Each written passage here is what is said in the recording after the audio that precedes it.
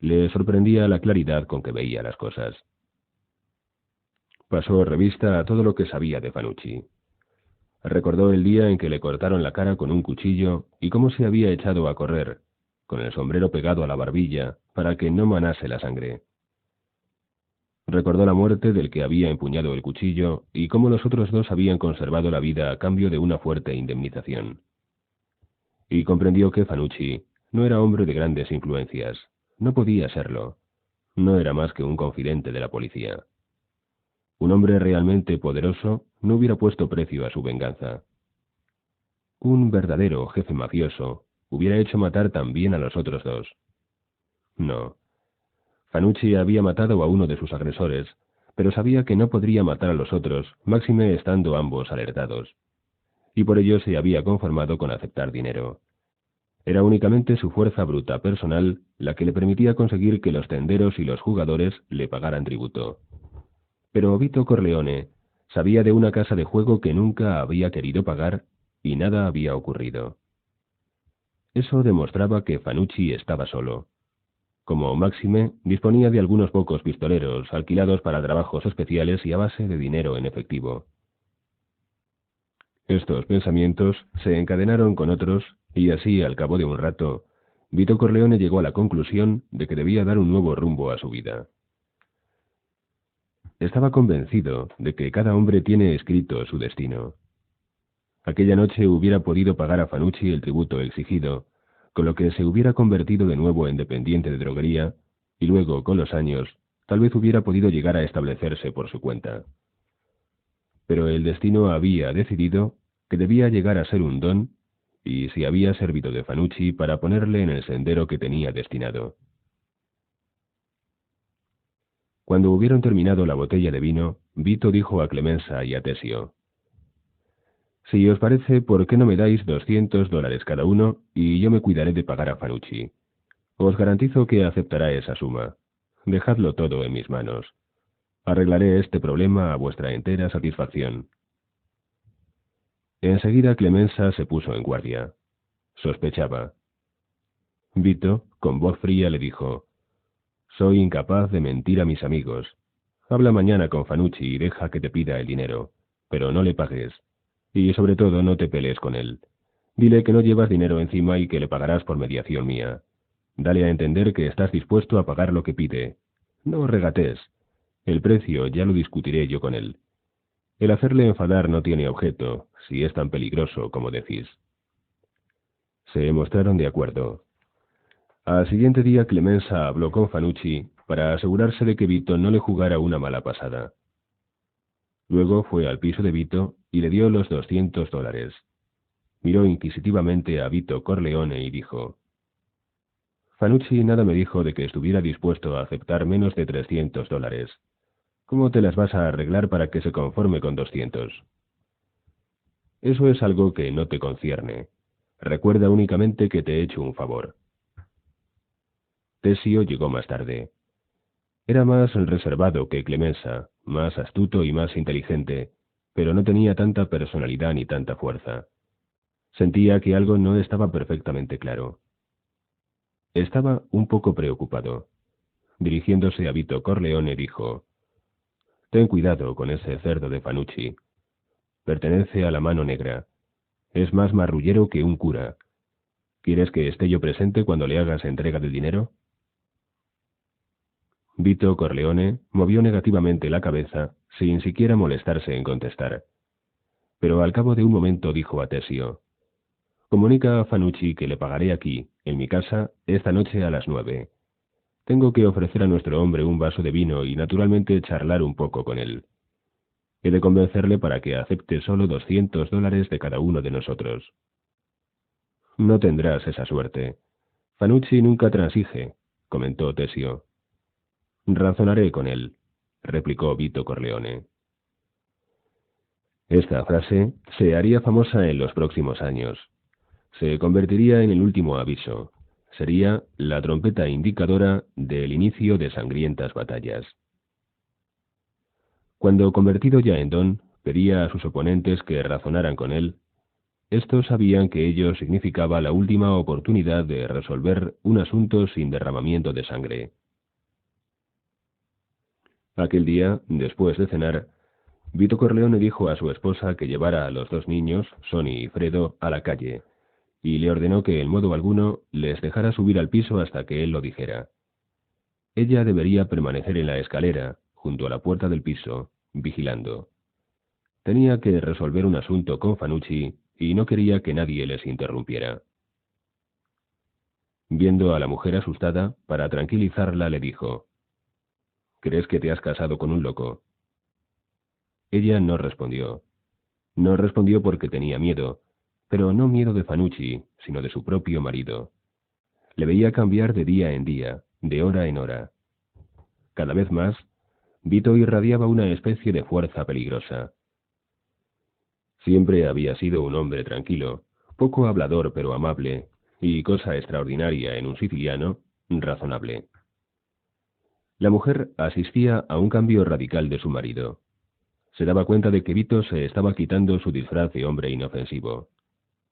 Tenía 25 años y ahora iba a comenzar una nueva vida, su verdadera vida. Vito Corleone había decidido matar a Fanucci. Haciéndolo, ganaba $700, los 300 que hubiera tenido que pagar al terrorista de la mano negra, más los 200 de Clemenza y los 200 de Tessio. No haciéndolo, tendría que pagar $500 de su bolsillo. Además, vivo, Fanucci no valía para él $700. Por tanto, no estaba dispuesto a pagar $700 para que siguiese vivo. Si Fanucci necesitaba $700 para una operación quirúrgica, no se los daría por la sencilla razón de que no tenía ningún favor que agradecerle, de que ni siquiera les unían lazos de sangre. No, no estimaba a Fanucci. ¿Por qué pues tenía que darle $700? Más aún, si Fanucci quería quitarle $700 por la fuerza, ¿qué se oponía a que le matara? El mundo seguiría marchando sin él, seguro. Naturalmente existían algunas razones de orden práctico que podían hacerle desistir. Era posible que Fanucci tuviera amigos poderosos quienes con toda seguridad intentarían vengarse. Y el mismo Fanucci era un hombre peligroso, un hombre al que no resultaría fácil mandar al otro mundo. Además, había que contar con la policía y con la silla eléctrica. Pero Vito Corleone había vivido con una sentencia de muerte sobre la cabeza desde la muerte de su padre. A los 12 años había huido de sus verdugos cruzando el océano, yendo a vivir a un país extraño, cambiando de nombre. Y los años le habían convencido de que poseía más inteligencia y valor que la mayoría de los hombres, aunque no había tenido oportunidad de emplearlos. Con todo, Vito Corleone dudaba antes de dar ese primer paso hacia su destino. Incluso hizo un paquete con los $700 y se lo metió en un bolsillo del pantalón, concretamente el izquierdo. En el de la derecha llevaba la pistola que le había dado Clemenza cuando el asalto al camión cargado de vestidos de seda. Fanucci llegó a las 9 en punto de la noche. Vito Corleone puso encima de la mesa una jarra de vino hecho por Clemenza. El visitante dejó el sombrero encima de la mesa, junto a la jarra de vino, y se aflojó el nudo de la floreada corbata. La noche era cálida, la luz débil. En el piso no se oía ni una voz o ruido, pero Vito Corleone estaba frío como el hielo. Para hacer patente su buena fe, entregó el paquete con el dinero y vio cómo Fanucci, después de haberlo contado, lo guardaba dentro de una cartera de cuero. Hecho esto, el hombre bebió un trago de vino y dijo, con el rostro totalmente inexpresivo: «Todavía me debe usted $200». Vito Corleone, en un tono frío y razonable, repuso: «Voy un poco corto de dinero. He estado sin trabajo.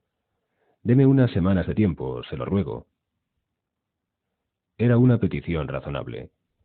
Fanucci tenía la mayor parte del dinero y no podía importarle esperar. Incluso era probable que se dejara convencer y se conformara con los $700 o, en el peor de los casos, que esperara un poco más. Terminó de beber su vino y dijo: «Es usted un joven inteligente. ¿Cómo es posible que no me haya fijado en usted antes?» Pero es usted un individuo demasiado tranquilo, y eso no le conviene. Podría proporcionarle un buen trabajo. Ganaría bastante dinero, se lo aseguro. Vito Corleone aparentó mostrarse interesado y llenó nuevamente el vaso de Fanucci. Pero éste, en vez de seguir hablando, como parecía ser su intención, se levantó y estrechó la mano de Vito. «Buenas noches, joven», dijo. «Nada de resentimientos, ¿eh? Si alguna vez puedo hacer algo por usted, dígamelo. Esta noche se ha prestado un buen servicio a sí mismo». Vito dejó que Fanucci bajara las escaleras y saliera del edificio. La calle estaba llena de gente. Serían muchos los que podrían atestiguar, en caso necesario, que Fanucci había salido del piso de Corleone por su propio pie. Desde la ventana, Vito vio a Fanucci doblar la esquina en dirección a la avenida 11 y comprendió que se dirigía a su casa a dejar el dinero y, ¿por qué no?, también la pistola. Entonces subió las escaleras que conducían al tejado y, después de atravesar unas cuantas casas, bajó por la escalera de incendios de un edificio destinado a almacén, que siempre estaba vacío a aquella hora de la noche. Una vez en el patio trasero del inmueble, de un puntapié abrió la puerta y atravesó el local, hasta encontrarse en la puerta de entrada. Al otro lado de la calle estaba la casa en una de cuyas viviendas vivía Fanucci. Por el oeste, las casas de pisos se extendían solamente hasta la 10ª avenida. La avenida 11 estaba compuesta en su mayor parte de almacenes, alquilados por firmas que hacían embarques en el ferrocarril central de Nueva York y que así tenían acceso a los andenes de carga. La casa donde vivía Fanucci era una de las pocas que tenían inquilinos y estaba ocupada por ferroviarios solteros, peones y prostitutas de baja categoría. Esta gente no salía a la calle a hablar con los vecinos, tal como hacían los italianos honrados, sino que iban a gastarse su dinero en la taberna. Por ello, a Vito Corleone no le resultó difícil atravesar la desierta avenida 11 para meterse en el vestíbulo del edificio. Una vez allí, Vito empuñó la pistola, que nunca había disparado, y esperó a Fanucci. Miraba al exterior a través de la acristalada puerta del vestíbulo, sabiendo que Fanucci vendría por la 10ª avenida. Estaba tranquilo, pues Clemenza le había dicho que aquella era una pistola muy segura. Además, cuando tenía 9 años, en Sicilia, solía ir de caza con su padre y había disparado muchas veces con una pesada escopeta llamada lupara. Fue su destreza infantil con la lupara lo que había motivado que los asesinos de su padre le condenaran a muerte a él también. Ahora, protegido por la oscuridad del vestíbulo, vio cómo Fanucci atravesaba la calle en dirección a la casa. Retrocedió unos pasos, apoyó los hombros en la pared y se preparó para hacer fuego. Su mano, la que empuñaba la pistola, estaba a solo 2 palmos de la puerta exterior. Se abrió esta y apareció Fanucci, vestido de blanco, corpulento y perfumado. Vito Corleone disparó.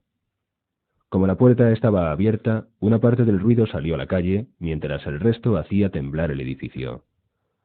Fanucci se asió a uno de los lados de la puerta, tratando de mantenerse de pie e intentando sacar su pistola. En su lucha por conseguirlo, los botones de su chaqueta saltaron. Logró sacar la pistola, pero la sangre que salía de su estómago le había hecho perder demasiadas fuerzas como para que pudiera disparar.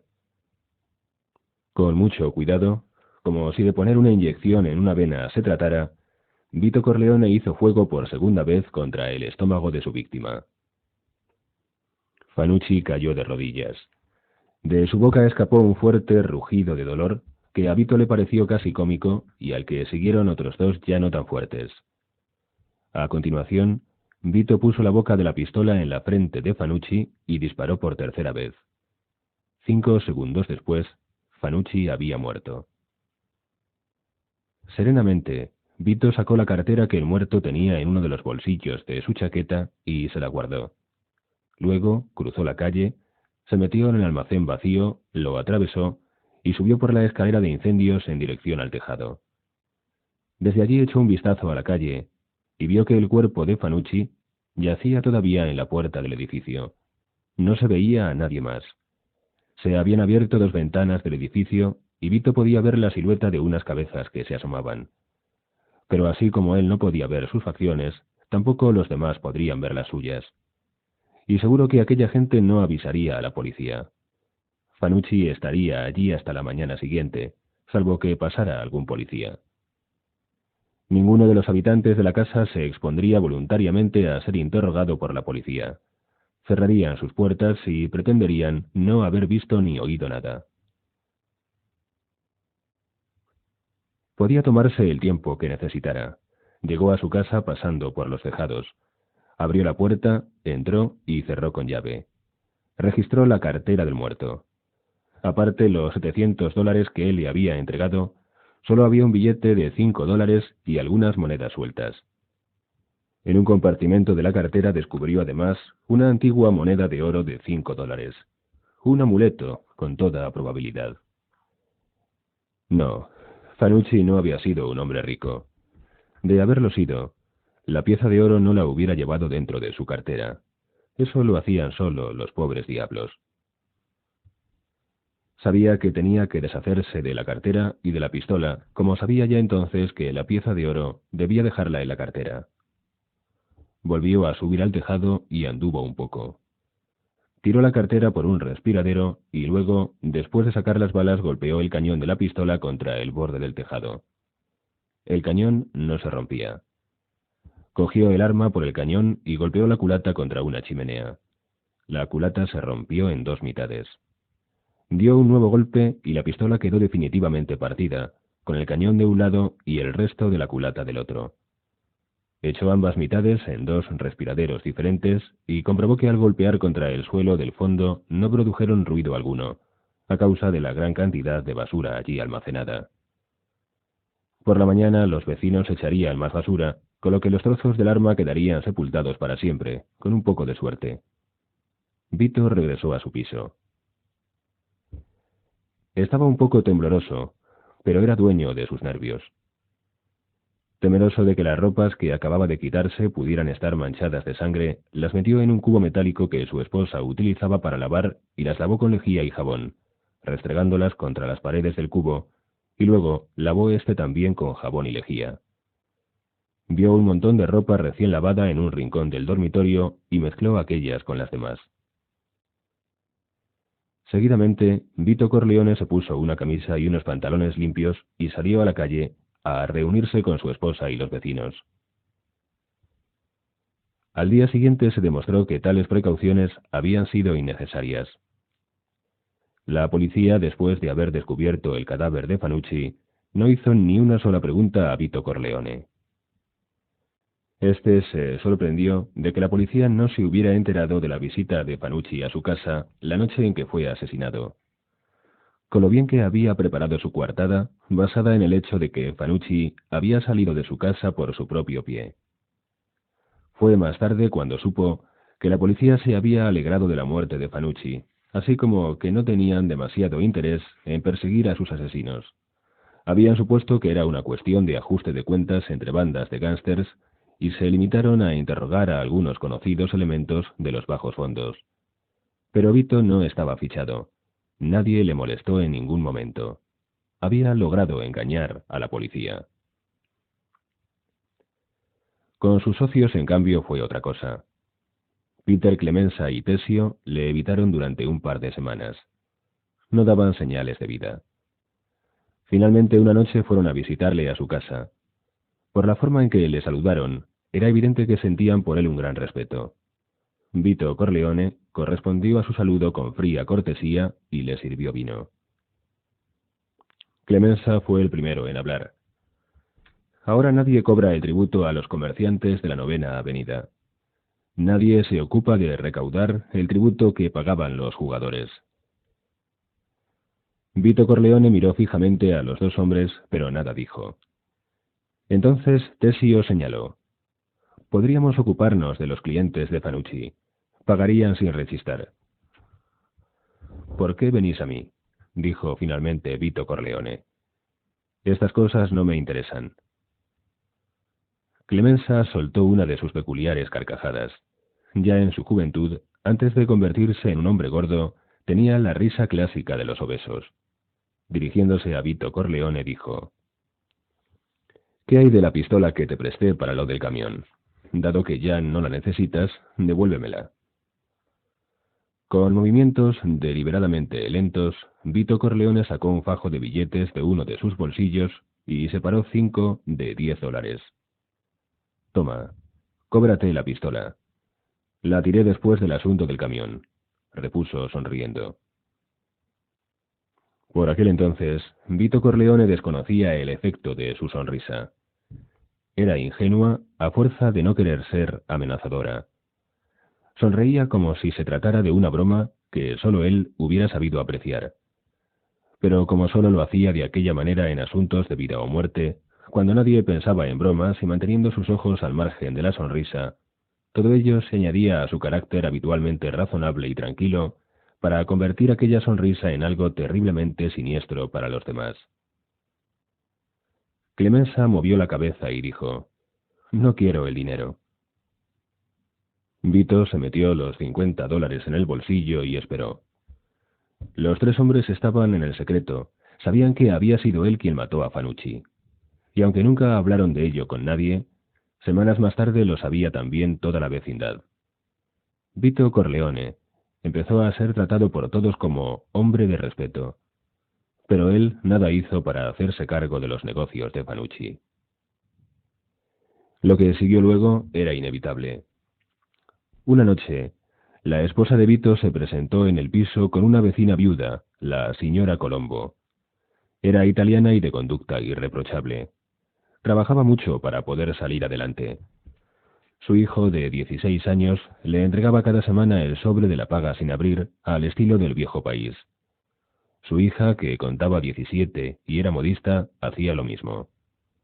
Y por la noche toda la familia trabajaba cosiendo botones en prendas confeccionadas, lo cual, aun estando mal pagado, le servía de ayuda. Tras las presentaciones, la esposa de Vito Corleone dijo: «La señora quisiera pedirte un favor. Tiene un problema».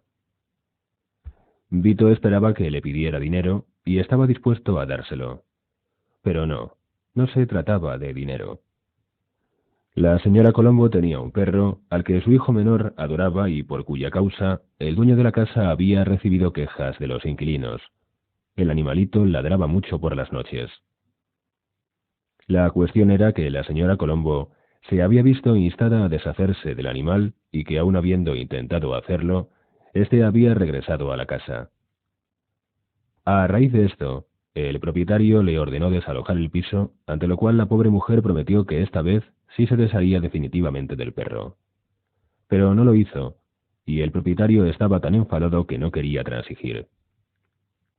Tendría que abandonar el piso so pena de que, de no hacerlo, la policía le echara los muebles a la calle. Con lo que había llorado su hijito la vez que entregaron el perro a unos parientes que vivían en Long Island. Y todo para nada. Perderían el piso. Amablemente, Vito Corleone preguntó a la mujer: «¿Y por qué viene a mí en busca de ayuda?». La señora Colombo señaló a su esposa: «Porque ella me dijo que lo hiciera». Estaba muy sorprendido. Su esposa nunca le había dicho una sola palabra de las ropas que lavó la noche en que mató a Fanucci.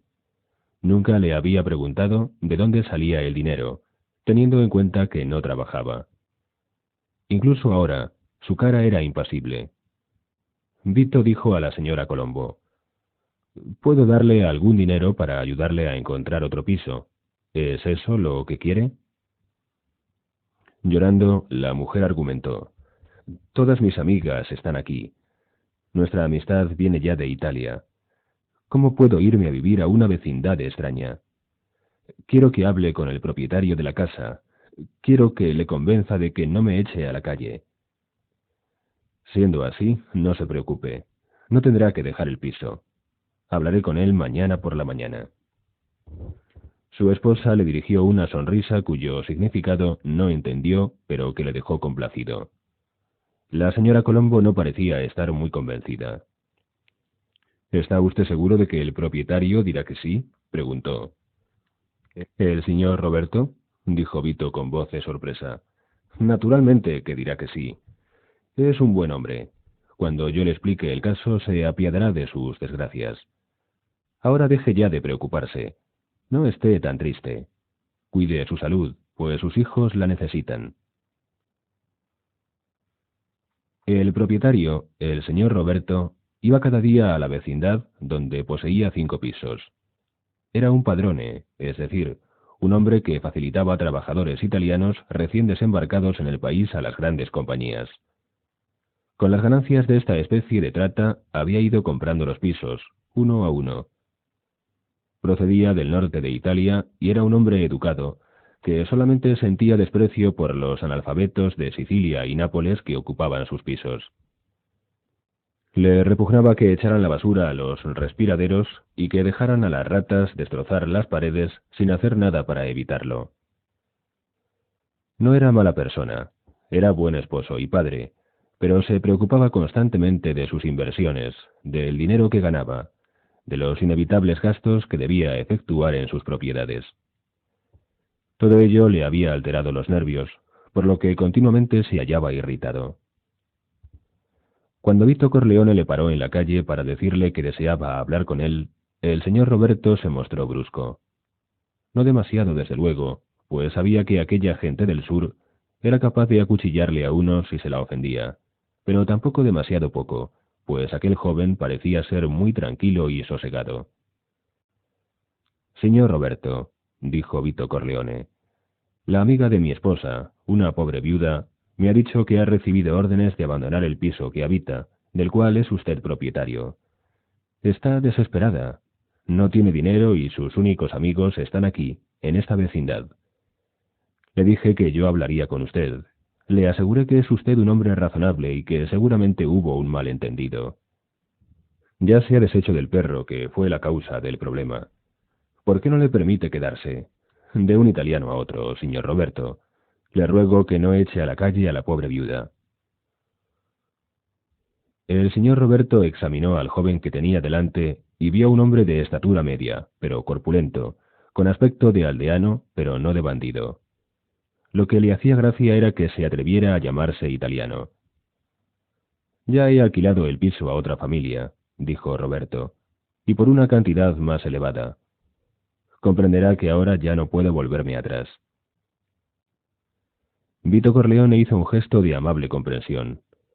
¿Cuánto saca de más? Preguntó. $5 cada semana, contestó el propietario. Era una mentira. Por aquel piso compuesto de 4 oscuras habitaciones, la señora Colombo pagaba $12 mensuales y era seguro que el nuevo inquilino no pagaría más de aquella cantidad. Vito Corleone sacó de su bolsillo un fajo de billetes y entregando 3 de $10 al propietario dijo: «Aquí tiene el aumento de 6 meses.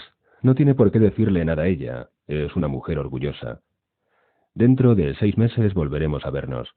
Y naturalmente habrá de permitirle usted que tenga el perro». «¿Y quién diablos es usted para darme órdenes?», estalló el señor Roberto.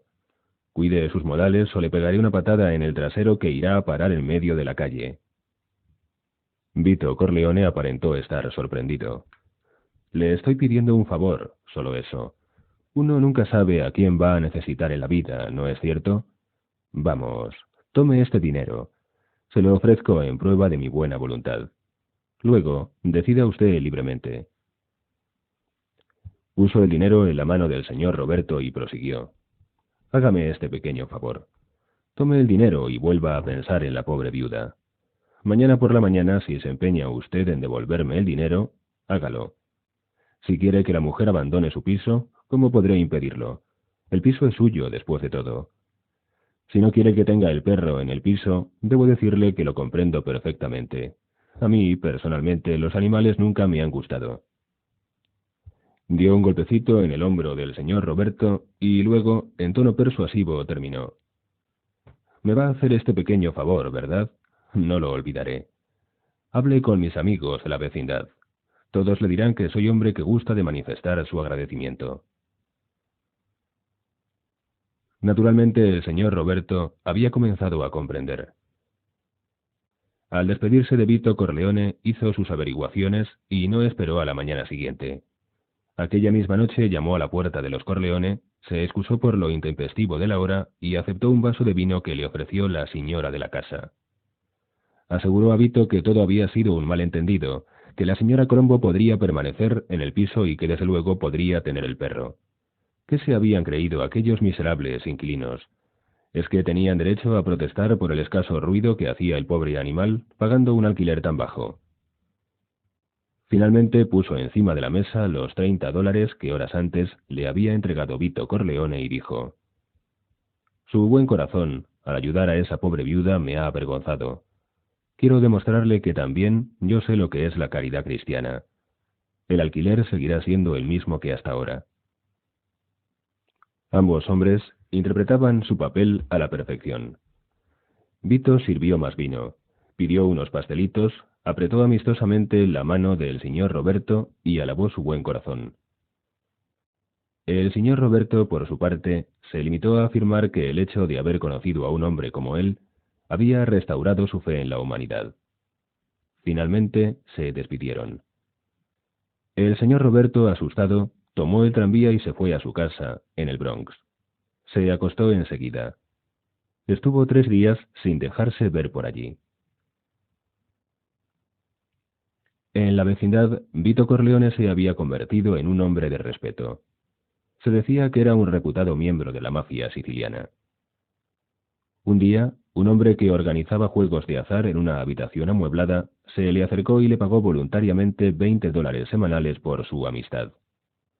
Lo único que tenía que hacer a cambio era dejarse ver 1 o 2 veces por semana para que los jugadores supieran que estaban bajo su protección. Los tenderos que tenían problemas con los ladronzuelos le pidieron que intercediera. Vito lo hizo y fue debidamente recompensado. Sus ingresos semanales no tardaron en llegar a los $100, cantidad enorme si se tiene en cuenta la época y el lugar, y de ellos, una parte era para Clemenza y Tesio, por el solo hecho de ser sus amigos y aliados que nunca le pedían nada. Finalmente decidió dedicarse al negocio de la importación de aceite de oliva italiano, en asociación con su amigo de la infancia, Genco Abandando. Genco cuidaría del negocio, efectuaría las compras y se encargaría de almacenar el aceite en el local de su padre. Tenía experiencia en el asunto. Clemenza y Tesio serían los vendedores, yendo a visitar a todas las tiendas italianas de Manhattan, de Brooklyn y del Bronx, para convencer a los comerciantes de que compraran aceite de oliva marca Genco Pura. Con su típica modestia, Vito Corleone se había negado a que el aceite llevara su nombre. Vito, naturalmente, sería el jefe de la empresa, era él quien había puesto la mayor parte del capital, y también intervendría en los asuntos especiales cuando los comerciantes se resistieran a dejarse convencer por Clemenza y Tesio. En tales casos, Vito Corleone debería emplear sus formidables dotes persuasivas. Desde entonces y durante unos cuantos años, Vito Corleone vivió como cualquier pequeño hombre de negocios. Se ocupaba únicamente de hacer prosperar su empresa en aquel país de economía expansiva y dinámica. Era un buen padre y esposo, pero le quedaba poco tiempo para su familia. El aceite Genco Pura se convirtió en el más vendido de entre todos los que se importaban de Italia, y la organización se desarrolló rápidamente. Como cualquier buen negociante, Vito no tardó en comprender las ventajas de vender a precio más bajo que la competencia, con lo que logró que los detallistas compraran más el aceite Genco Pura que el de cualquier otra marca. Y al igual que cualquier buen comerciante, empezó a soñar con formar un monopolio y con obligar a sus rivales a retirarse del negocio o forzarles a unirse a él. Sin embargo, dado que había empezado con muy poco capital, que no creía en la publicidad y que, a decir verdad, su aceite no era mejor que el de sus competidores, no podía emplear los recursos comunes en el mundo de los negocios. Tenía que apoyarse en la fuerza de su propia personalidad y en su reputación de hombre de respeto. Ya desde muy joven, Vito Corleone fue conocido como hombre razonable. De su boca nunca salía una amenaza. Siempre empleaba la lógica, una lógica irresistible. Siempre se aseguraba de que el otro obtuviera su parte de beneficio. Con él nadie perdía. ¿Cómo conseguía esto? Muy sencillamente. Como todos los hombres de negocios verdaderamente listos, Sabía que la libre competencia era perniciosa mientras que el monopolio era, en cambio, beneficioso. Así pues, procuraba conseguir el monopolio. Había algunos mayoristas en Brooklyn, hombres de genio pronto y testarudos, que no se avenían a razones, que se negaban a reconocer el punto de vista de Vito Corleone, aun después de que éste les explicara, detalladamente y con enorme paciencia, sus razones. Con estos hombres, Vito Corleone terminaba siempre haciendo un gesto de desespero. Luego, Clemenza y Tessio se encargaban de resolver el problema. Ardían los almacenes o volcaban los camiones cargados de latas de aceite. Un milanés loco y arrogante, con más fe en la policía que un santo en Jesucristo, fue a las autoridades para presentar una queja contra sus compatriotas, infringiendo la milenaria ley de Omerta. Pues bien, antes de que las cosas pasaran a mayores, el mayorista milanés desapareció, sin que nunca volviera a verle nadie, dejando esposa y 3 hijos, gracias a Dios ya mayores. Ellos pudieron continuar el negocio de su padre, previo acuerdo con la Genco Pura Oil Company. Pero los grandes hombres no nacen, sino que se hacen, y eso fue lo que sucedió en el caso de Vito Corleone.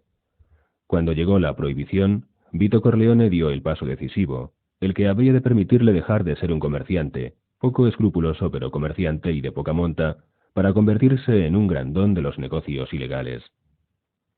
Esto no ocurrió en un día, ni en un año, pero al terminar la prohibición, al comienzo de la Gran Depresión, Vito Corleone era ya el padrino, el Don Corleone. Todo comenzó de forma casi casual. La Genco Pura Oil Company tenía una flota de 6 camiones de reparto.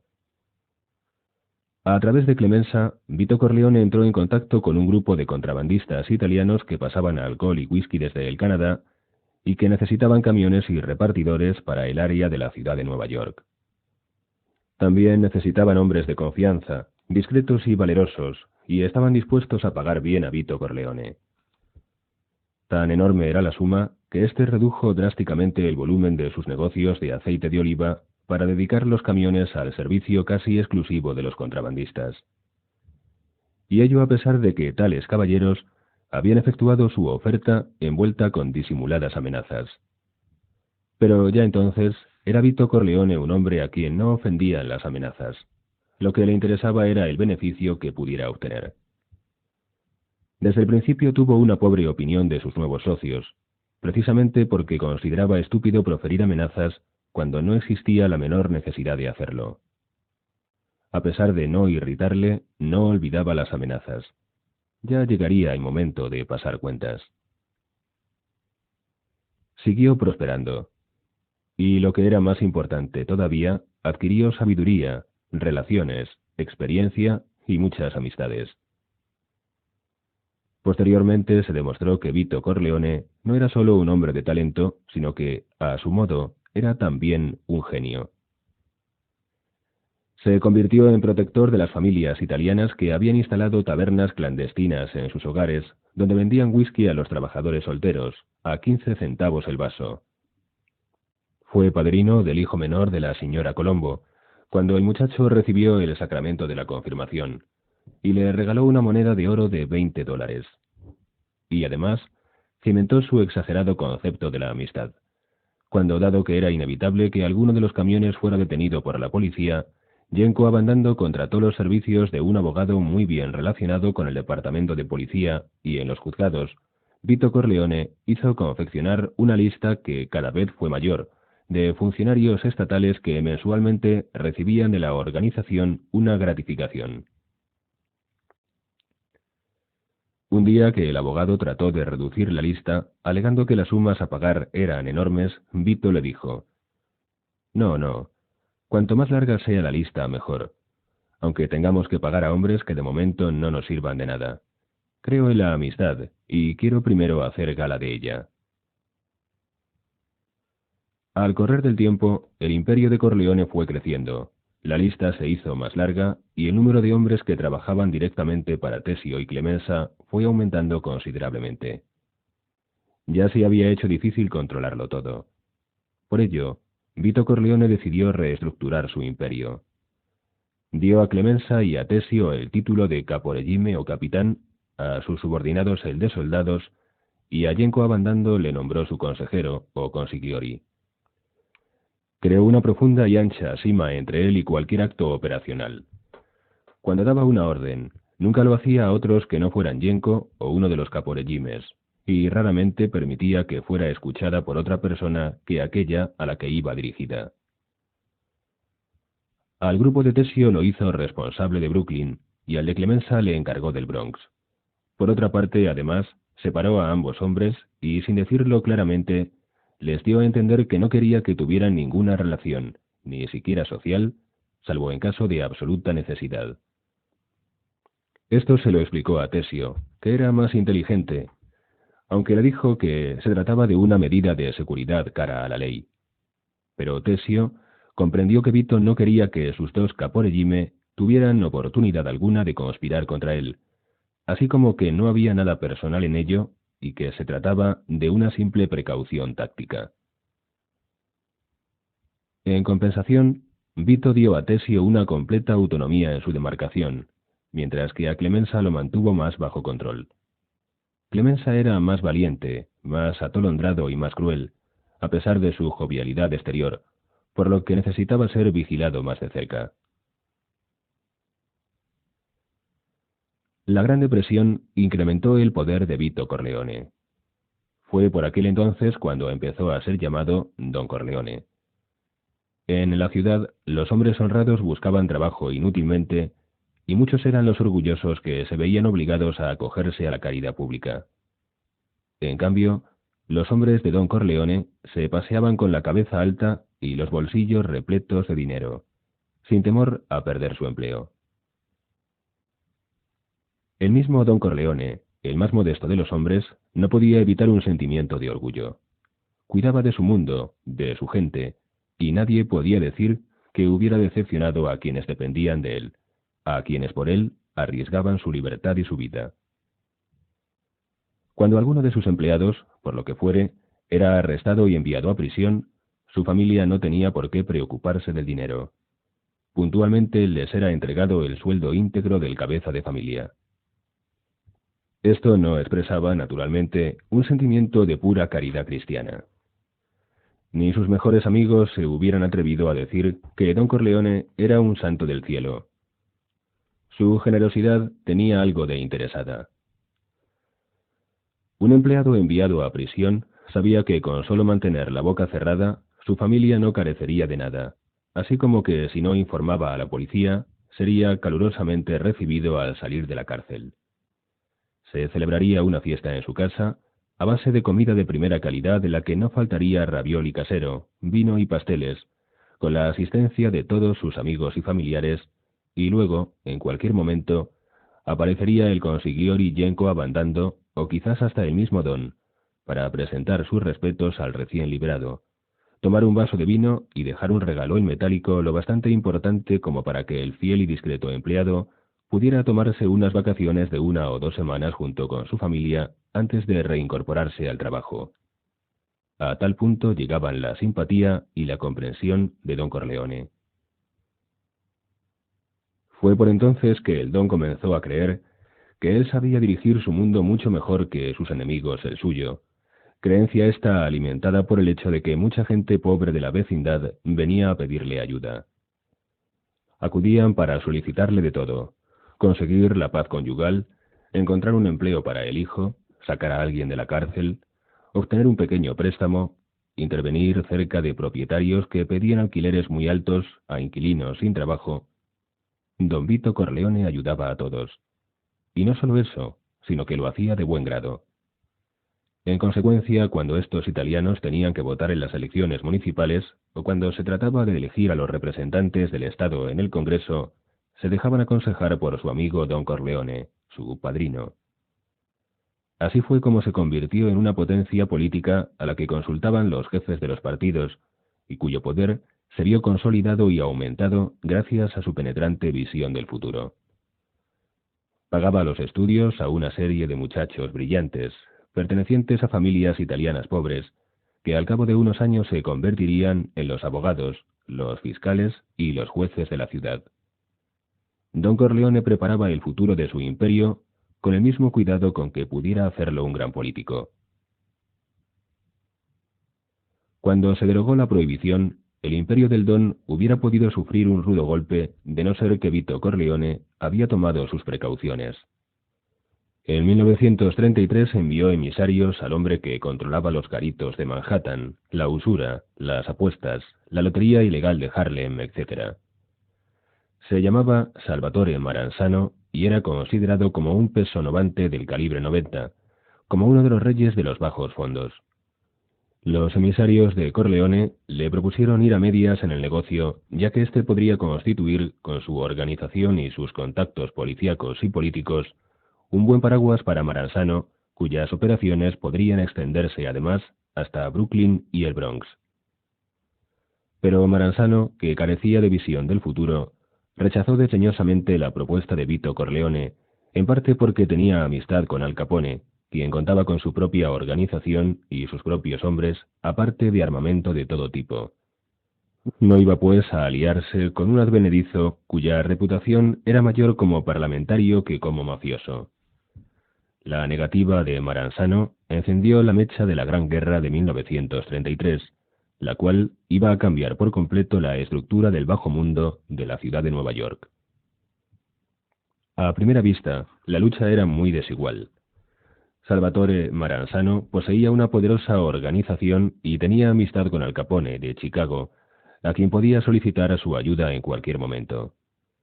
También estaba en muy buenas relaciones con la familia Tattaglia, que controlaba la prostitución y el incipiente tráfico de drogas. Además, contaba con buenos amigos entre algunos poderosos hombres de negocios que utilizaban a sus matones para aterrorizar a los comerciantes judíos del ramo de la confección y a los sindicatos anarquistas italianos del de la construcción. Contra esto, Don Corleone solo podía oponer dos pequeños aunque soberbiamente organizados regímenes, mandados por Clemenza y Tesio, aparte de que sus contactos policíacos y políticos podían ser contrarrestados por los que tenían los hombres de negocios que apoyaban a Maranzano.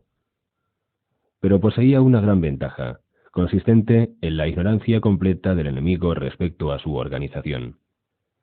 El bajo mundo no conocía la verdadera fuerza de sus soldados. Es más, consideraban una tontería que Tesio, en Brooklyn, operara con plena independencia. Así pues, a pesar de todo, la lucha se mantuvo desigual hasta que Vito Corleone lo cambió todo con un golpe maestro. Maranzano pidió a Al Capone sus dos mejores pistoleros, para encargarles liquidar al advenedizo. La familia Corleone, que tenía amistades en Chicago, obtuvo información de que los dos pistoleros llegarían por ferrocarril, y Vito encargó a Luca Brasi que fuera a recibirlos. Este, junto con 4 de sus hombres, recibieron a los dos visitantes en la estación. Uno de los hombres conducía un taxi y otro iba disfrazado de maletero. Este último cogió las maletas de los enviados de Al Capone y las llevó al taxi. Cuando los pistoleros de Chicago entraron en el vehículo, Brasi y otro de sus hombres se precipitaron detrás de ellos con las pistolas preparadas y les hicieron tender en el suelo. El taxi se dirigió a un almacén cercano a los muelles. Brasi lo había previsto todo. Los dos hombres de Capone fueron atados de pies y manos. Se les metió una pequeña toalla en la boca para que no pudieran gritar, y seguidamente Brasi les ordenó que se pusieran de cara a la pared.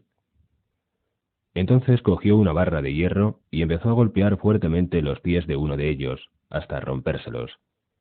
Luego hizo lo mismo con las piernas y las rodillas.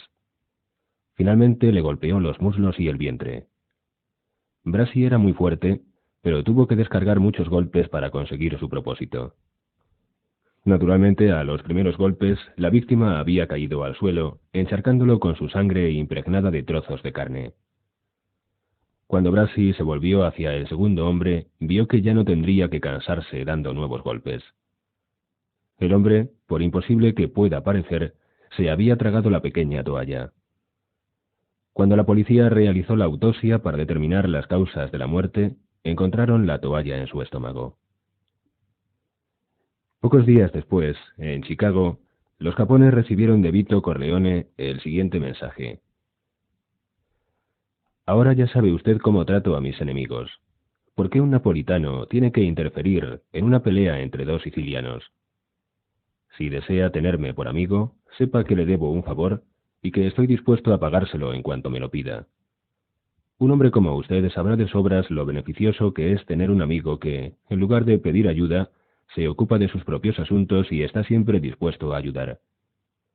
Si no quiere aceptar mi amistad, dejemos las cosas como están. Pero déjeme decirle una cosa. El clima de Nueva York es húmedo y muy malo para los napolitanos. Por ello le aconsejo que no venga aquí ni de visita. La arrogancia de esta carta había sido calculada. El don consideraba a los Capone como gente estúpida, como simples asesinos. Sus espías le habían informado de que Capone había perdido toda su influencia política a causa de su arrogancia y del infantil exhibicionismo de su riqueza. El don sabía, y estaba en lo cierto, que sin influencia política, sin el camuflaje de la sociedad, el mundo de Capone, como muchos otros, podía ser fácilmente destruido. Sabía que Capone se encaminaba a su destrucción, y también sabía que la influencia de Capone no se extendía más allá de los límites de la ciudad de Chicago, si bien allí era verdaderamente enorme. La táctica tuvo éxito, no tanto por su ferocidad como por su rapidez, por la relampagueante reacción del don. Si su inteligencia era tan buena, sus próximos movimientos serían peligrosos. Por tanto, era mejor, mucho mejor, aceptar su amistad. Los Capone respondieron que no intervendrían para nada en la lucha entre Vito Corleone y Salvatore Maranzano. Las fuerzas estaban ahora a la par, y Vito Corleone se había ganado un enorme respeto entre el bajo mundo de todo el país, tras la humillación de los Capone. Durante 6 meses superó a Maranzano, se apoderó del control del juego, hasta entonces bajo la protección de su enemigo. Obligó al organizador de lotería más importante de Harlem a entregarle toda la recaudación de un día. Combatía a sus enemigos en todos los frentes. En la industria de la confección, Clemenza y sus hombres se pusieron del lado de los trabajadores, en contra de Maranzano. Y en todos los frentes fue el vencedor, gracias a su superior inteligencia y organización. La alegre ferocidad de Clemenza, que Corleone utilizaba convenientemente, fue también un factor importante. Y luego, don Corleone envió a Tessio y sus hombres a la caza personal de Maranzano. Por entonces, Maranzano había enviado mensajeros para comunicar al don que deseaba la paz. Vito Corleone se negó a recibirlos, pretextando las más diversas excusas, y los soldados de Maranzano comenzaron a abandonar a su jefe, pues no deseaban morir por una causa perdida. Los apostadores y los usureros pagaban ahora tributo a la organización de Corleone. Pero la guerra no había terminado. En la Nochevieja de 1933, Tessio consiguió penetrar en las defensas de Maranzano. Los lugartenientes de Maranzano, ansiosos como estaban de abandonar la lucha, se mostraron dispuestos a poner a su jefe en manos del enemigo. Le dijeron que se había concertado una entrevista con Corleone en un restaurante de Brooklyn y le acompañaron en calidad de guardaespaldas. Le dejaron sentado en una mesa, malhumorado, mascando pan, y luego salieron del restaurante mientras entraban Tessio y 4 de sus hombres. La ejecución fue rápida y segura. Maranzano, con la boca llena de pan a medio masticar, fue cosido a balazos. La guerra había terminado. El imperio de Maranzano fue incorporado al de Corleone. El don estableció un nuevo sistema de pago de tributos, pero dejó que todos los jugadores, loteros, apostadores y usureros siguieran con su negocio. Además, puso el pie en el sindicato de trabajadores del ramo de la confección, cosa extremadamente importante, según se demostró años después. Pero ahora que los negocios le iban viento en popa, el don comenzó a tener problemas familiares. Santino Corleone, Sonny, tenía 16 años y medía más de 1,80 m. Sus hombros eran anchos y su cara sensual, aunque en modo alguno afeminada. Al contrario que su hermano Fredo, un muchacho tranquilo, Santino siempre se metía en líos. Se peleaba continuamente, no estudiaba. Un día, Clemenza, en su calidad de padrino de Santino, se decidió a informar a don Corleone. Santino acababa de tomar parte en un robo a mano armada y a Clemenza el hecho le parecía una estupidez, pues la cosa pudo haber terminado muy mal. Sonny había sido el jefe, naturalmente. Los otros se habían limitado a seguirle. Fue una de las pocas veces en que don Corleone perdió el control de sí mismo. Tom Hagen llevaba 3 años viviendo en su casa y don Corleone preguntó a su caporegime si el muchacho huérfano había tomado parte en el robo. Clemenza contestó que no, y don Corleone envió un coche a buscar a Santino, con órdenes de que lo trajeran a las oficinas de la Genco Pura Olive Oil Company. Por vez primera, el don fue derrotado. A solas con su hijo, dio rienda suelta a su ira, reprendiendo muy duramente a Sonny en dialecto siciliano, el mejor de los lenguajes cuando se trataba de expresar ira y enfado. Terminó su diatriba preguntando: ¿con qué derecho cometiste el robo? ¿Qué es lo que te llevó a hacer esa locura? Sonny, de pie delante de su padre, se negó a responder. El don desdeñosamente prosiguió: eres un estúpido. ¿Qué ganaste después de todo? ¿$50? ¿O fueron solo 20? Y para eso arriesgaste tu vida. Como si no hubiera oído las últimas palabras, Sonny dijo en tono de desafío: vi cómo matabas a Fanucci. El don se sentó en su silla, decidido a esperar que su hijo siguiera hablando. Cuando Fanucci salió de la casa, mamá me dijo que ya podía subir. Vi cómo te dirigías al tejado y te seguí. Fui testigo de todo lo que hiciste. También vi cómo te deshacías de la cartera y de la pistola. Bien, dijo el don. Así pues, no tengo derecho a decirte lo que debes hacer. ¿No quieres seguir estudiando? ¿No quieres ser abogado? Los abogados pueden robar más dinero con una cartera que 1 millar de hombres enmascarados y con pistolas. Sonny sonrió y dijo: quiero entrar en los negocios familiares. Cuando vio que el rostro de su padre permanecía impasible, que no se echaba a reír, añadió con ligereza: puedo aprender a vender aceite de oliva. De momento el don siguió sin responder. Finalmente, al ver que su hijo ya no tenía nada más que decir, sentenció: cada hombre tiene su destino. No añadió que el haber sido testigo de la muerte de Fanucci hubiera decidido el destino de su hijo.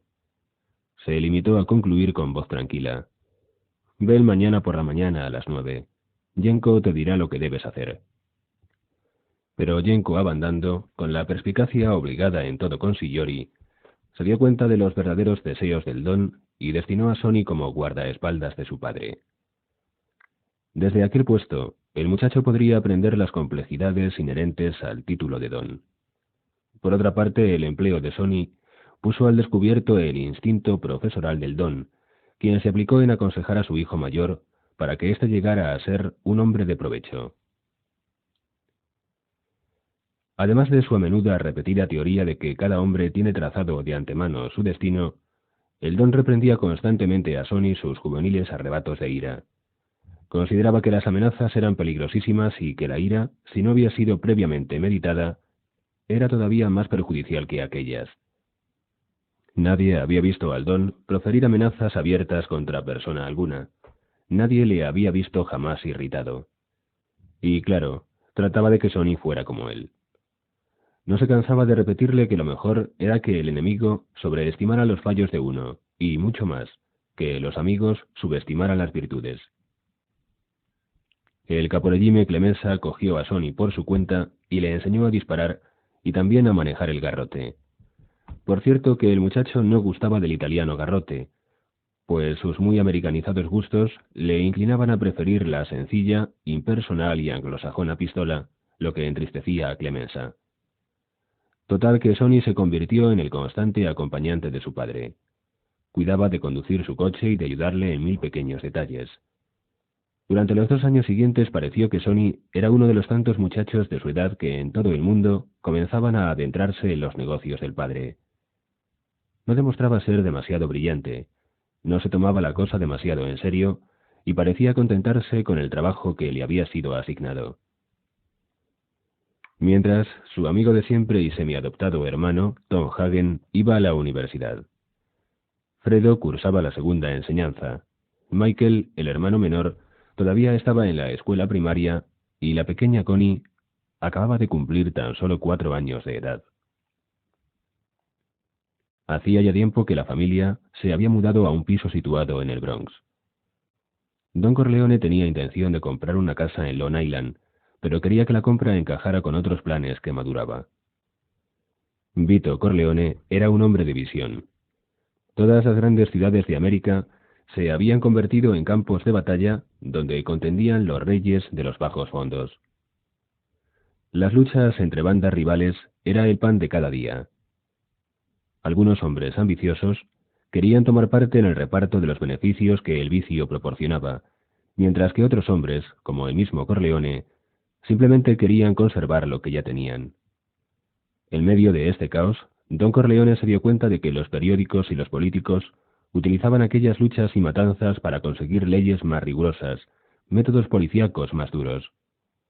Incluso llegó a pensar que la indignación pública podría conducir a la suspensión de los métodos democráticos, cosa que sería fatal para él y para otros hombres como él. Desde un punto de vista interno, su imperio era sólido. Por ello decidió que lo primero que debía hacer era conseguir la paz entre las diversas facciones de Nueva York, para luego hacerla extensible a la nación. Sabía perfectamente que la misión que se había impuesto era enormemente peligrosa. Durante un año se dedicó a entrevistarse con una serie de jefes de las bandas de Nueva York. Les sondeó hábilmente, supo cuáles eran sus aspiraciones, les propuso esferas de influencia que serían respetadas por todos y también les habló de la creación de un comité de grandes jefes. Pero había demasiadas facciones, demasiados intereses opuestos. El acuerdo era imposible. Como otros grandes caudillos y legisladores de la historia, Don Corleone decidió que la paz sería imposible hasta que el número de reyes y estados quedara reducido a una cifra más manejable. Había 5 o 6 familias que eran demasiado poderosas para ser eliminadas. Pero el resto, los terroristas de la mano negra, los usureros independientes, los apostadores que operaban sin la protección de las autoridades legales, tendrían que desaparecer. Y así, Don Corleone montó lo que podía considerarse como una guerra colonial, poniendo todos los recursos de su organización. La pacificación del área de Nueva York costó 3 años de trabajo, pero valió la pena. Al principio, las cosas presentaron mal aspecto. Un grupo de pistoleros irlandeses, a los que el Don se había propuesto exterminar, estuvieron a punto de echarlo todo a rodar el día en que uno de ellos, con valentía suicida, atravesó el cordón que protegía al Don y le disparó un tiro en el pecho. El autor del atentado fue cosido a balazos inmediatamente, pero el daño ya estaba hecho. No obstante esto, el hecho dio a Santino Corleone su oportunidad. Con su padre fuera de circulación, Sonny se puso al mando de un grupo, su propio regime, con el grado de caporegime, y como un nuevo Napoleón demostró sus grandes cualidades para la lucha en la ciudad. También demostró una extrema crueldad, la carencia de la cual había sido el único defecto de Don Corleone como conquistador. De 1935 a 1937, Sonny Corleone adquirió una gran reputación como el ejecutor más cruel que el bajo mundo había conocido. Sin embargo, había otro hombre que le superaba en crueldad: el terrible Luca Brasi. Fue Brasi quien se encargó del resto de los pistoleros irlandeses, a quienes eliminó personalmente y uno a uno, y él solo quien, cuando una de las 6 familias más poderosas trató de convertirse en protectora de los independientes, asesinó al jefe de dicha familia, a modo de advertencia. Poco después, el Don se recobró de su herida e hizo la paz con aquella familia. En 1937 la paz y la armonía reinaban en la ciudad de Nueva York, excepción hecha, claro está, de pequeños incidentes y malentendidos que devenían fatales en algunas ocasiones. Del mismo modo que los jefes de las antiguas ciudades siempre vigilaban ansiosamente a las tribus bárbaras que merodeaban por las cercanías, Don Corleone nunca perdía de vista el mundo que rodeaba al suyo propio.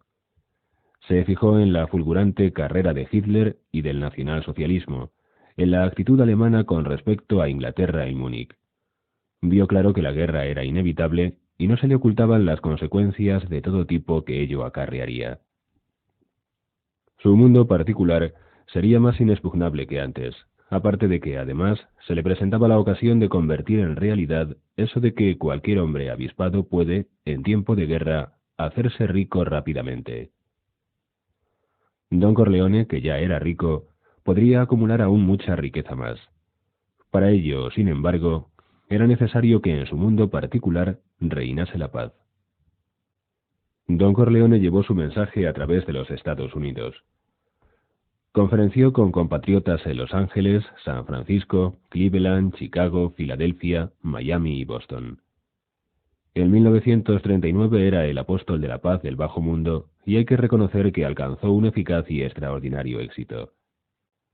Consiguió llegar a establecer acuerdos que, al igual que la Constitución de los Estados Unidos, respetaban por entero la autoridad interna de cada miembro en su estado o ciudad, con las más poderosas organizaciones de los bajos fondos del país.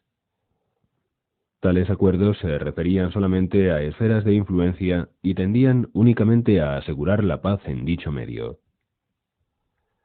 Fue así como Don Corleone logró que en el momento de estallar la Segunda Gran Guerra, en 1939, en el momento de intervenir los Estados Unidos en ella, en 1941, reinaran la paz y el orden en su mundo. Había conseguido tenerlo todo dispuesto para recoger la dorada cosecha, en igualdad de condiciones con todas las demás industrias de la repentinamente activa y próspera América. La familia Corleone intervenía en el suministro ilegal de bonos de comida OPA, en los cupones de gasolina, etc. Tenía poder bastante para conseguir contratos de guerra y para adquirir, en el mercado negro, los materiales necesarios a las firmas del ramo de la confección que carecían de materias primas suficientes por no haber obtenido contratos gubernamentales. Incluso podía lograr que los jóvenes de la organización se libraran de ser movilizados. Después de todo, ¿qué tenían que hacer en una guerra extranjera? Gracias a la ayuda de los médicos que indicaban las drogas que debían tomar los presuntos soldados antes de someterse a reconocimiento, y también gracias a su facultad para colocar a sus hombres en puestos clave dentro de la industria bélica. El don podía sentirse satisfecho. El mundo era un oasis de paz para todos aquellos que habían jurado lealtad a su persona, mientras para otros muchos, que creían en la ley y el orden, era un infierno donde se moría como una rata. Lo único que le disgustaba era que su hijo menor, Michael, se hubiera negado a dejarse ayudar, insistiendo en alistarse como voluntario en la Marina, al igual que lo hicieron algunos de los miembros más jóvenes de la organización ante el asombro del don. Uno de ellos, tratando de explicar su decisión a su caporegime, dijo: «Este país se ha portado bien conmigo». Cuando el don supo de esta respuesta, dijo ásperamente al caporegime: «También yo me he portado bien con él». Los que le habían traicionado alistándose en el ejército lo hubieran podido pasar muy mal de no ser que, al perdonar a su hijo Michael, se sintió obligado a perdonarles también a ellos, no obstante considerar que se habían portado muy mal con él. Una vez terminada la guerra, Don Corleone comprendió que nuevamente tendría que variar sus métodos, que tendría que adaptarse en parte al sistema imperante en el mundo exterior, y creía poder hacerlo sin que disminuyeran sus beneficios. Tenía buenas razones para confiar en su propia experiencia. Lo que le había puesto en el buen camino habían sido dos asuntos de tipo personal. Años atrás, el entonces joven Nasorine, que era solo un ayudante de panadero que estaba a punto de casarse, le había pedido ayuda.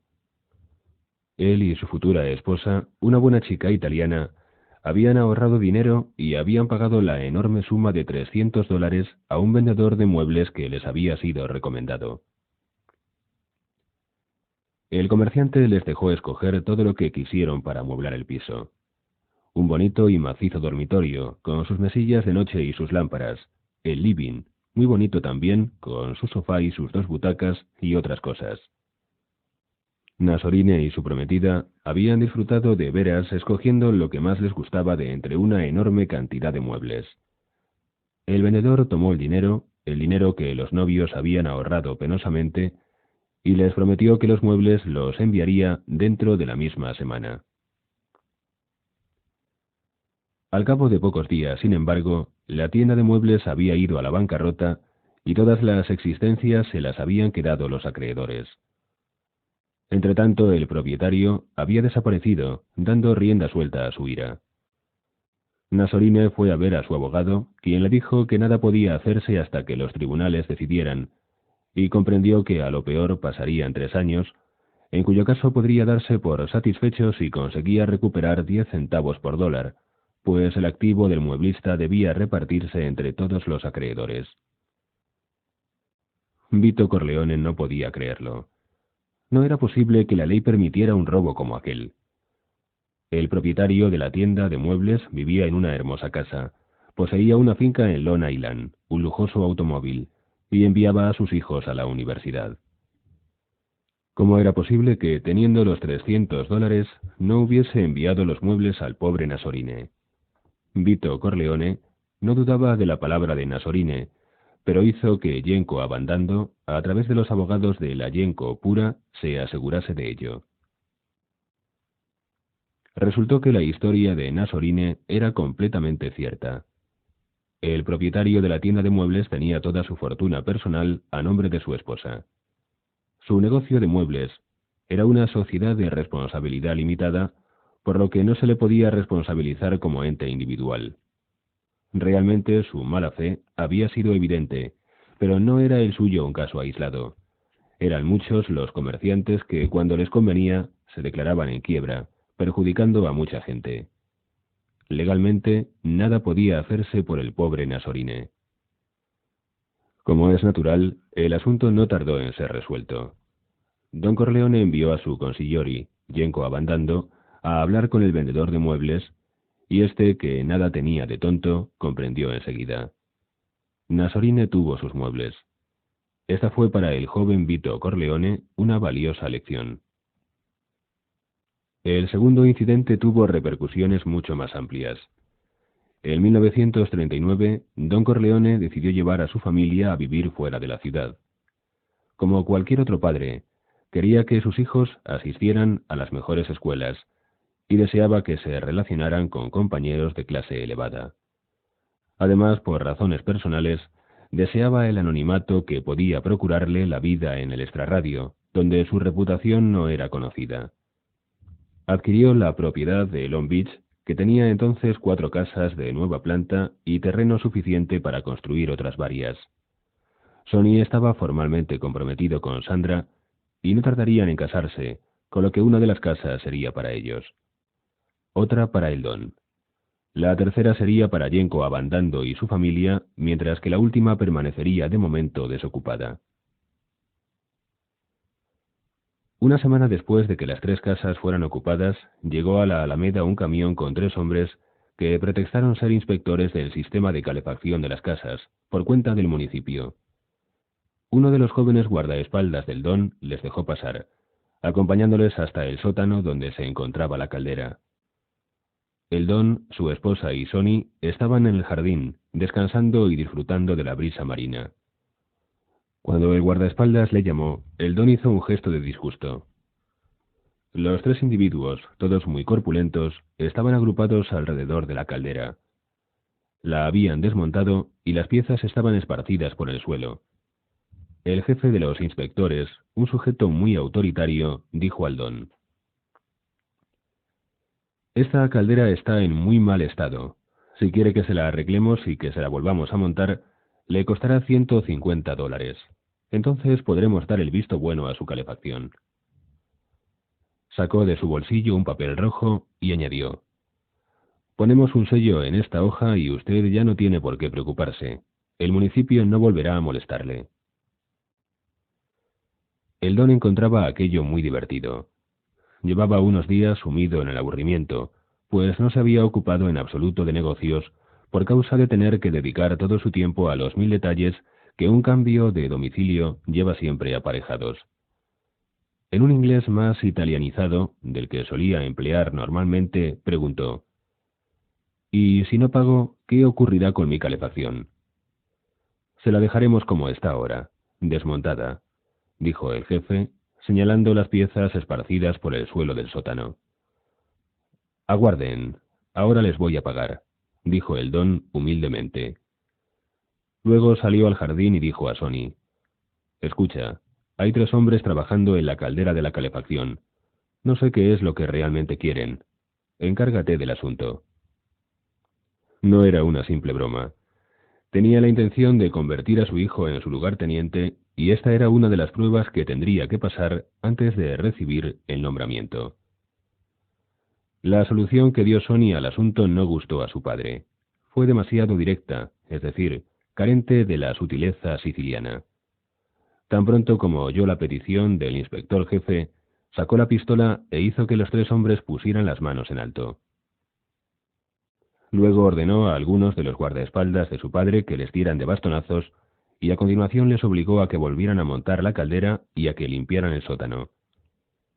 Finalmente les interrogó, y no contento con que le dijeran que estaban empleados en una lampistería de Suffolk County, les hizo decir el nombre de su patrón para acabar amenazándoles, antes de dejar que se fueran. Y que no les vuelva a ver por Long Beach, si no quieren pasarlo mal. Aquello de extender su protección a la comunidad en la que vivía sería un rasgo típico del joven Santino, hasta que se hiciera mayor y más cruel. Sonny llamó al lampista para decirle que se abstuviera de mandar inspectores a la zona de Long Beach, y se preocupó de que, tan pronto como la familia Corleone hubo hecho amistad con la policía local, le fueron comunicados los numerosos delitos de todo tipo que se cometían en la zona. Al cabo de un año, Long Beach se había convertido en la ciudad de los Estados Unidos donde menos actos delictivos se producían. Los jugadores profesionales y los pistoleros recibieron órdenes de largarse con viento fresco. Se les consentía un solo delito. Si delinquían por segunda vez, desaparecían. Los extorsionadores, los matones, los inspectores de calefacciones y demás eran cortésmente advertidos de que no serían bien recibidos en Long Beach. Y los que no hacían caso del aviso eran salvajemente apaleados. En cuanto a los jóvenes que no eran respetuosos con la ley y las autoridades, fueron paternalmente advertidos de la conveniencia de cambiar de conducta. Long Beach se convirtió en una ciudad modelo. Lo que más impresionó al don fue la validez legal de estafas tales como la de la caldera de la calefacción. Ahora veía claramente las 1000 oportunidades que para un hombre de su talento existían en aquel otro mundo, que antes había estado cerrado para él, como lo seguiría estando para todos los hombres honrados. Se dispuso a aprovechar hasta el máximo las oportunidades que se le ofrecían en este asunto.